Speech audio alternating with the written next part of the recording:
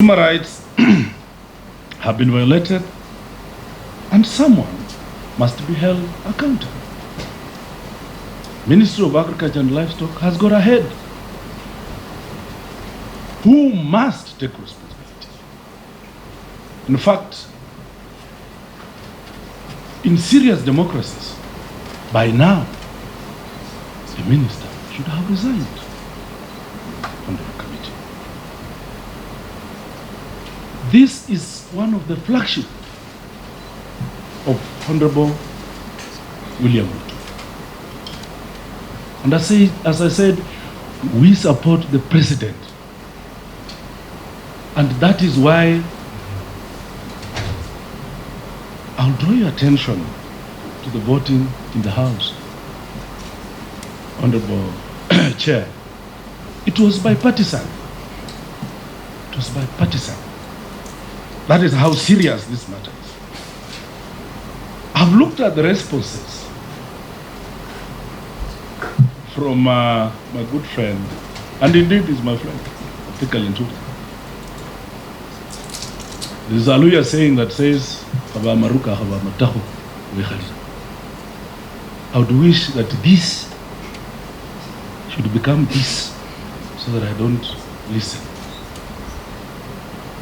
to what the Honorable Minister is trying to say. That, Honorable Chair, 149 members of Parliament, and indeed those who were in the House that day, will understand that there were more people. Cards were not working, and the Speaker ruled on this. 19 members, including the Honorable Nabina Bwera, my good uncle, the Honorable Michomba, they did not vote. 19 members of Parliament who supported this motion and who were in the House did not vote. It should be understood that 24 members of Parliament were out of the country, had petitioned the clerk of the National Assembly if they can vote virtually. 24. Those numbers are growing. It is incredibly and serious. Honestly, a whole National Assembly saying something is wrong. Something is wrong. And it will be very, whatever happens to this case, it will be very it will be not business as usual. Because that voting, it was a vote of no confidence to the minister. It has consequences. I would be keen to imagine how ambassadors will be dealing with it. Our good friends on high moral ground, the United States, the EU, of which we shall be appealing to them, that indeed the National Assembly has passed a vote of no confidence. In that alone, it speaks volumes. It speaks volumes. And I think the minister has guts even to be here today. This motion is not about me. This motion is not about the National Assembly. I had some good friends in Meru saying we are targeted. No, we have very many good Merus, including my good friend, who is at times my lawyer. He's a good Meru. He's a good Meru. It's not about Merus. Merus are good people, and I want it to be understood in this committee. It is not about Kenya Kwanza. Honorable Chair, it's not about Azimio. It is Honorable Franklin Mithika Linturi versus the Republic of Kenyan Farmers and Diaspora. I did indicate I come from a border town. Ugandans buy things from Kenya. Kenyans buy things from Uganda. My good sister would know this. Nahayo, the Iron Lady, would understand this. The Ugandans came and bought fertilizer from Kenya, subsidized. What should they do? What should they do? I have looked at the document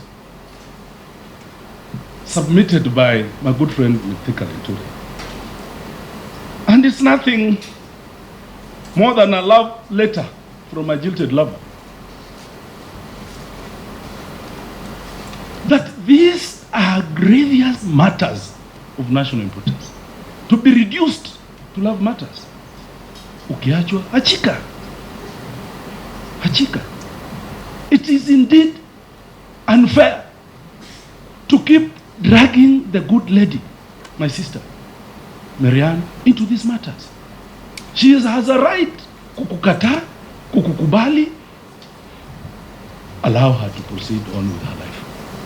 And I'm sure the Kenyan ladies are taking offense of this, including the Honorable Chair, that it should be unfair that your private matters should keep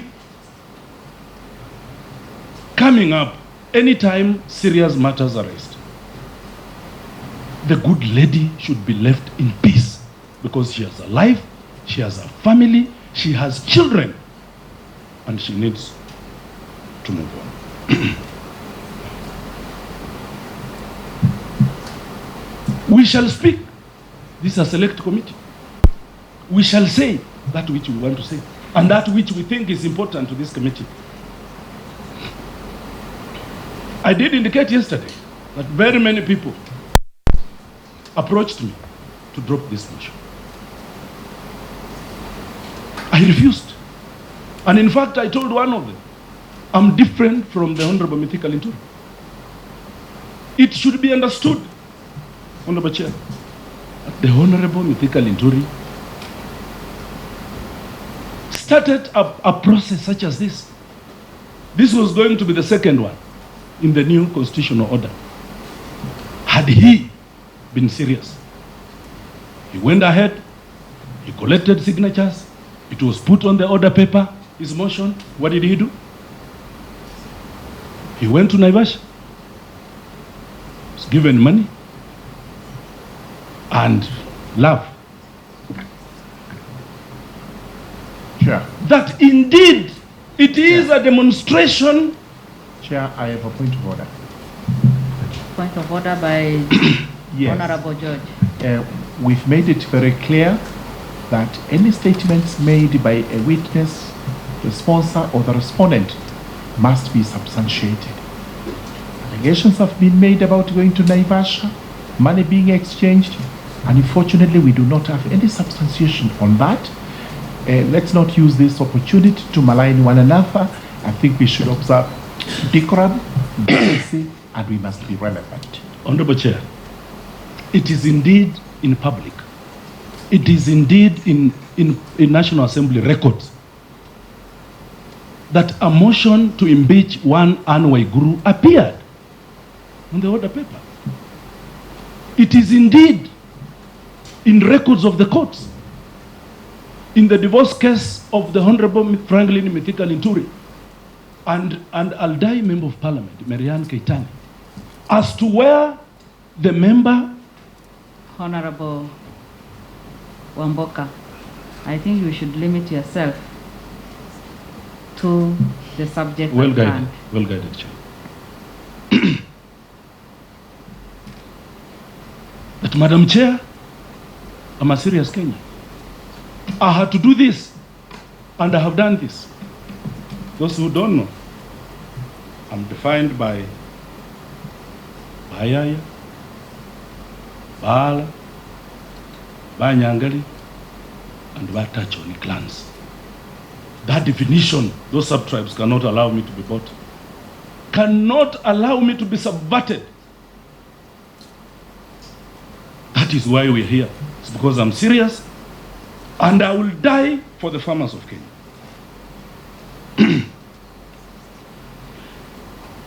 The Honorable Minister has dragging me in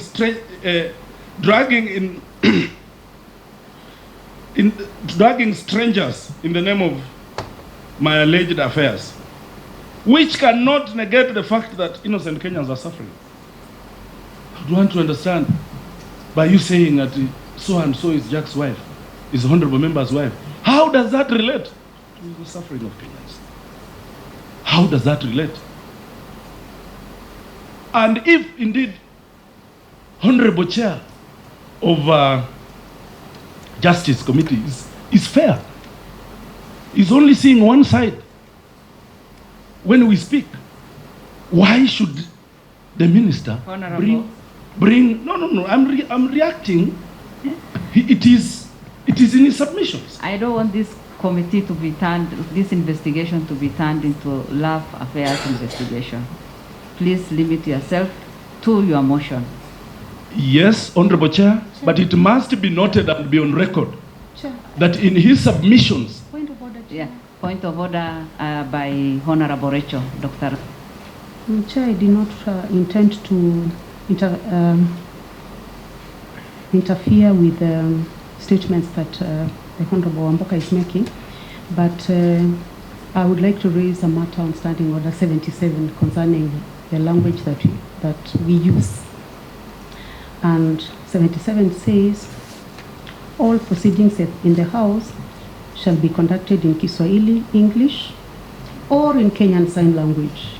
Twice, Honorable Chair, the Honorable Wamboka has mentioned words in a language that we did not understand, and I thought that he was going to translate so that we can understand. This may make us miss some of the information that he would like to tell us. So is it in order for him to use that language, which I'm not able to tell which language it is, because we are not able to understand that particular portion? I'm sorry, Madam Chair.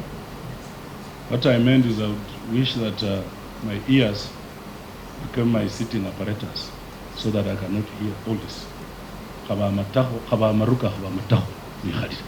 That's what I meant. But well guided. Madam Chair, I've got one wife, which is public knowledge. This is not a forum to bequeath me with imaginary wives. And in any case, does it matter?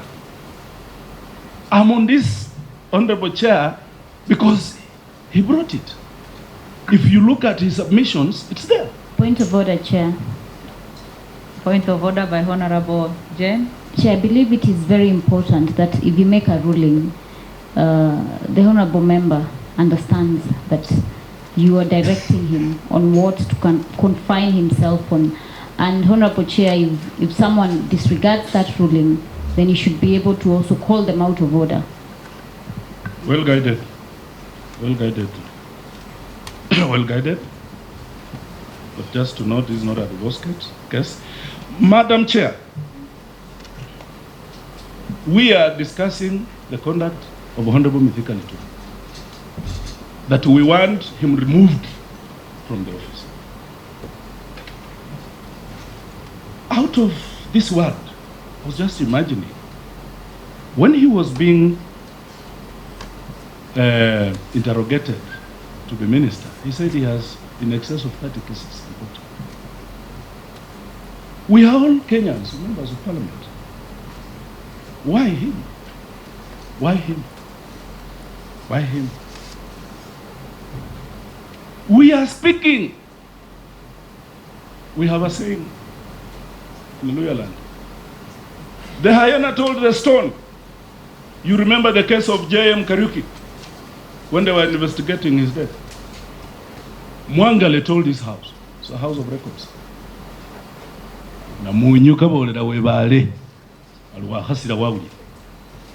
The hyena told the stone that even if you keep quiet, you've heard me. Honorable Mithika Linturi, even if through the chair, even if you keep quiet, you've heard the cries of the Kenyan people. Thank you, Madam Chair. Now,